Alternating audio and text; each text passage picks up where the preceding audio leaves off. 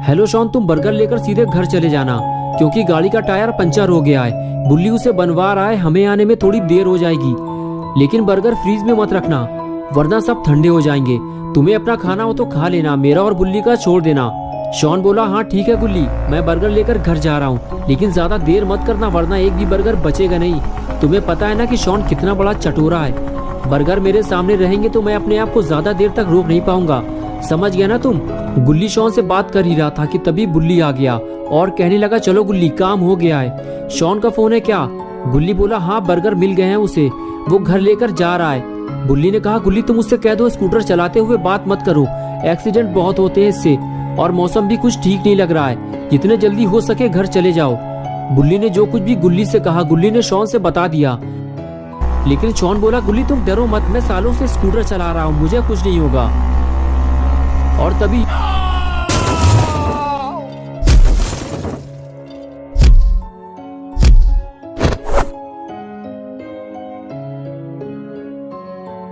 Hello hello, ये क्या हुआ? शॉन का फोन अचानक से स्विच ऑफ हो गया, बैटरी चली गई होगी उसकी। चलो गुल्ली, शॉन के आने से पहले हमें घर पहुंचना होगा वरना हमारे बर्गर खतरे में पड़ जाएंगे। और फिर गुल्ली और बुल्ली दोनों अपनी गाड़ी की तरफ जाने लगे।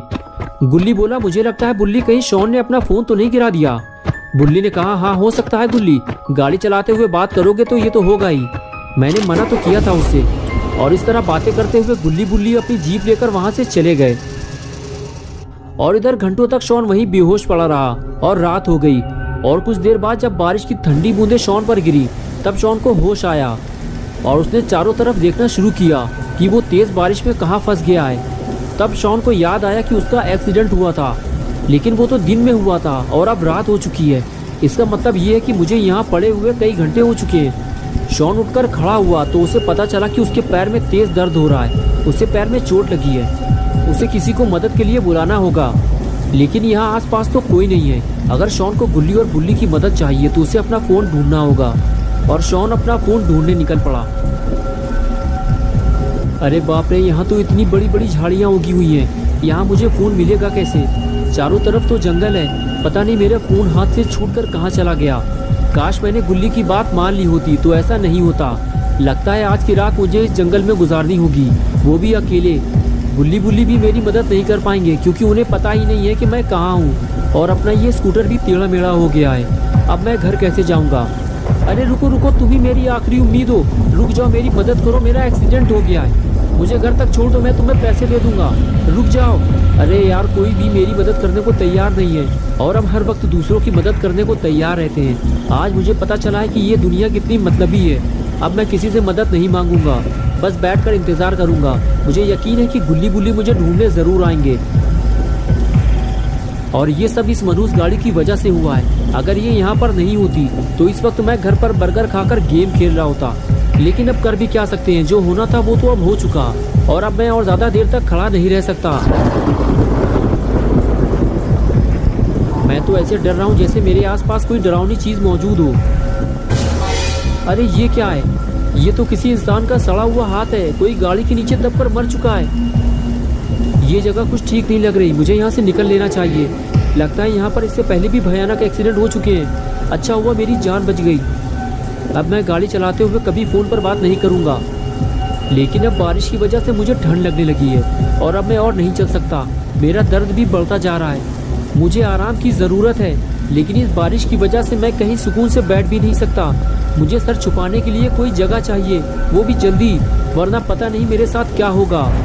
वो सामने क्या है? इतना बड़ा घर, लगता है कोई हवेली है। अगर यहाँ कोई रहता होगा तो वो ज़रूर मेरी बात गुल्ली बुल्ली से करवा देगा। यहाँ खड़े रहकर टाइम खराब करने का कोई फ़ायदा नहीं है, मुझे नीचे जाकर देखना होगा। अगर यहाँ भी किसी ने मेरी मदद नहीं की तो शायद आज की रात मेरी आखिरी रात होगी। और जब गुल्ली बुल्ली मुझे ढूंढते हुए यहाँ तक आएंगे तो उन्हें सिर्फ मेरी लाश मिलेगी और कुछ नहीं। ये जगह कितनी अजीब लग रही है, लगता है यहाँ कोई रहता ही नहीं है। चारों तरफ बड़ी बड़ी झाड़ियाँ और कूड़ा कबाड़ फैला हुआ है। देखकर तो ऐसा ही लग रहा है कि ये जगह सालों से वीरान पड़ी हुई है। ये आवाज़ कैसी थी? अरे ये तो बिल्ली है, इसने मुझे डरा दिया। ए काली बिल्ली, आओ मेरे पास आओ। तुम्हें पता है ना कि शॉन जानवरों से कितना प्यार करता है। अरे तुम तो डर कर भाग गई, मैं तुम्हें कोई नुकसान नहीं पहुंचाऊंगा। इस वक्त मेरे पास कोई खाना नहीं है, वरना मैं तुम्हें दे देता। अरे मेरे बर्गर्स, मेरे बर्गर का बैग भी खो गया। मैं तो भूल ही गया था कि मेरे पास बर्गर भी थे, लेकिन वो जहाँ भी पड़े होंगे भीग कर खराब हो चुके होंगे। अब उन्हें ढूंढने का कोई फायदा नहीं है। चलो पहले जिस काम के लिए आया था उसे पूरा कर लूँ पहले।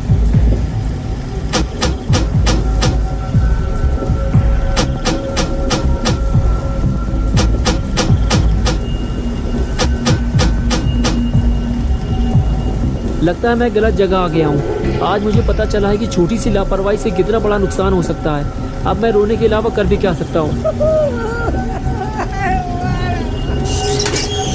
अरे ये क्या हुआ, गेट खुल गया।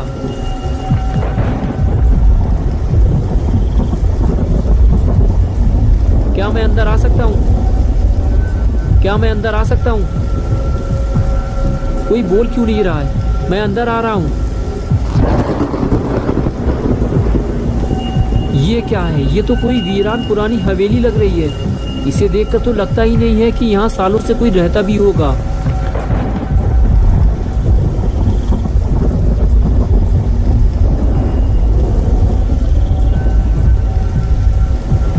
अगर यहाँ कोई रहता ही नहीं है तो फिर आखिर ये गेट किसने खोला?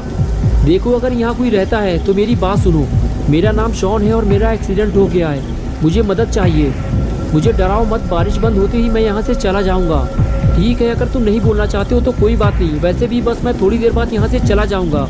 मुझे लगा था कि यहाँ कोई मेरी मदद करेगा, लेकिन कोई भी मेरी मदद करने को तैयार नहीं है। कितनी डरावनी जगह है ये। बस कोई भूत न मिल जाए मुझे, वरना मेरी हालत ख़राब हो जाएगी। इसलिए मैंने गेट खुला छोड़ दिया है। अगर कोई भूत मिल गया मुझे तो मैं फ़ौरन यहाँ से भाग जाऊँगा। लेकिन लगता है मैं कुछ ज़्यादा ही डर रहा हूँ। मुझे अपने डर पर काबू रखना होगा, क्योंकि मेरे पास इस हवेली में रुकने के अलावा और कोई रास्ता भी नहीं है। जो भी हो, लेकिन मुझे बारिश से बचने की जगह तो मिल गई। क्या बात है, लगता है किसी ने पहले से ही मेरे लिए बैठने और आग जलाने का पूरा इंतज़ाम कर रखा है। छोटा लाइटर तो मेरे पास पहले से ही है। चलो सबसे पहले मैं आग जला लेता हूँ। और ये लो, जल गई मेरी आग। बस अब गरम गरम चाय का इंतज़ाम भी हो जाए तो मज़ा आ जाता। लेकिन कोई बात नहीं, बारिश से बचने का इंतज़ाम तो हो गया।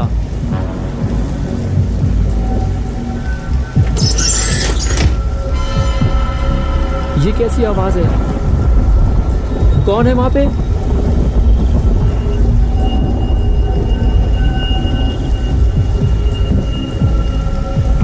तुम जो भी हो, मैं तुमसे डरने वाला नहीं हूँ, समझ गए तुम? शॉन ऊपर से दिखाना नहीं चाहता, लेकिन अंदर से वो बेहद डरा हुआ है। दोस्तों, क्या होगा अब शॉन का? इस हवेली में आने की शॉन क्या कीमत चुकाएगा? बुल्ली बुल्ली शॉन को यहाँ से ले जाएंगे या फिर शॉन यहीं मर जाएगा? ये सब हम देखेंगे पार्ट 2 में। तो दोस्तों, अगर आप पार्ट 2 देखना चाहते हैं तो इस वीडियो को लाइक करें और चैनल को सब्सक्राइब करें। बेल आइकॉन प्रेस करके ऑल नोटिफिकेशन ऑन करना ना भूलें।